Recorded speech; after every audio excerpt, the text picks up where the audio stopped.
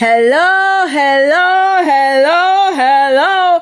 How you doing? Shalom. Okay. I got this message like a good 3-4 days ago.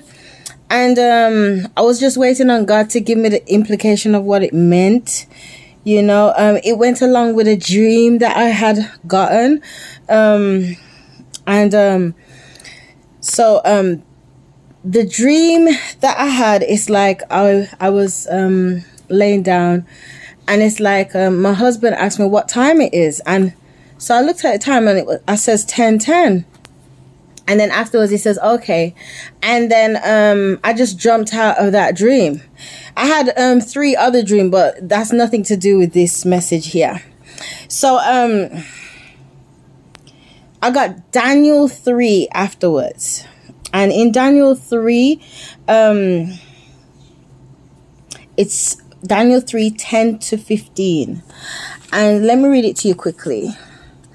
You, O king, have made a decree that everyone who hears the sound of the horn, flute, harp, lyre, and psalmistry, and symphony, with all kinds of music, shall fall down and worship the gold image. And whoever does not fall down and worship shall be cast into the midst of the burning fury furnace. There are certain Jews whom you have set over the affairs of the province of Babylon, Shadrach, Meshach, and Abednego. These men, O king, have not paid due regards to you. That means they have not listened to what the decree is saying. They're doing their own thing same way. They do not serve your God or worship the gold image which you have set up. Then Nebuchadnezzar, in rage and fury, gave a command to bring Shadrach, Meshach, and Abednego. So they brought these men before the king. Nebuchadnezzar spoke, saying to them, is it true, Shadrach, Meshach, and Abednego? Now, Shadrach, Meshach, and Abednego, they were classified as wise men. So if the king needed advice or anything of certain degree or interpretations of dreams and certain things, they would either go to them or he'll go to his other wise man that he had. But most of the time, he always went to them because they were highly, highly respected in their area. Now, this time they were very young. They were very young, but they were still respected in what they did. Now, you do not serve my God or worship the gold image which I have set up. Now, if you are ready at the time you hear the sound of the horn, flute, harp, lyre, or psalmistry, in symphony, with all kinds of music, and you fall down that worship the image which I have made, good. But if you do not worship, you shall be cast immediately into the midst of the burning fury furnace.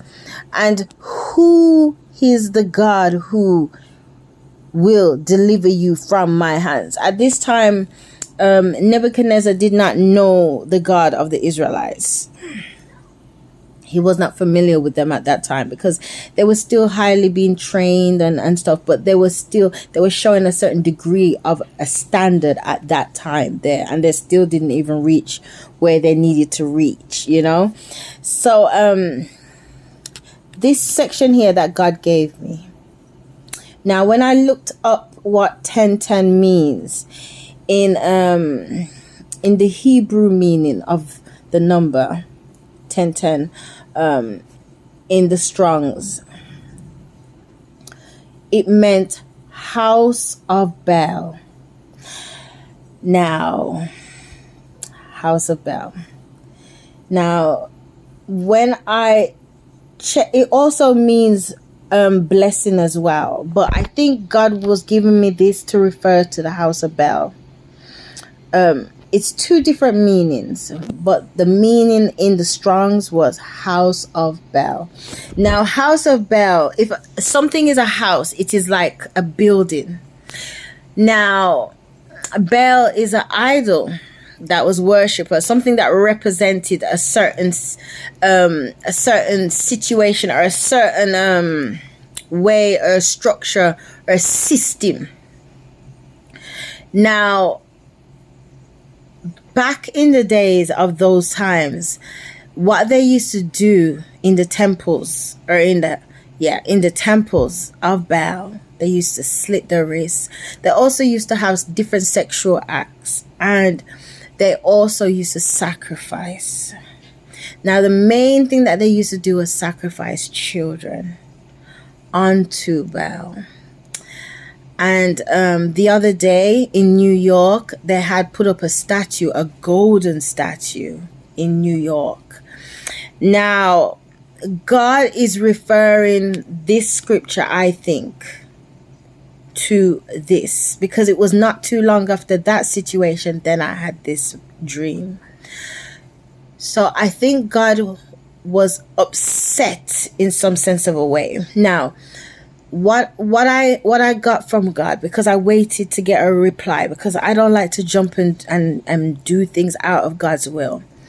And God was saying that there's gonna be certain things that's gonna be put out, stipulations, regulations that a lot of people's gonna have to follow, but God is gonna be watching to see if his people are going to bow to it, if they are going to follow it, or if they're going to trust in him.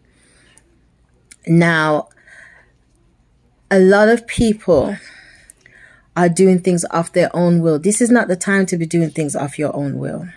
This is the time to be following the will of the Most High, and to be getting in that relationship with him, and reading his words, and listening out for what he's saying to you.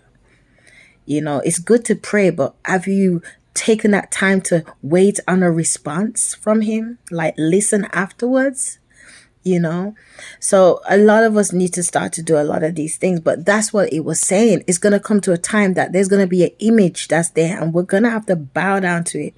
But it's for us to choose if we're going to do it or not.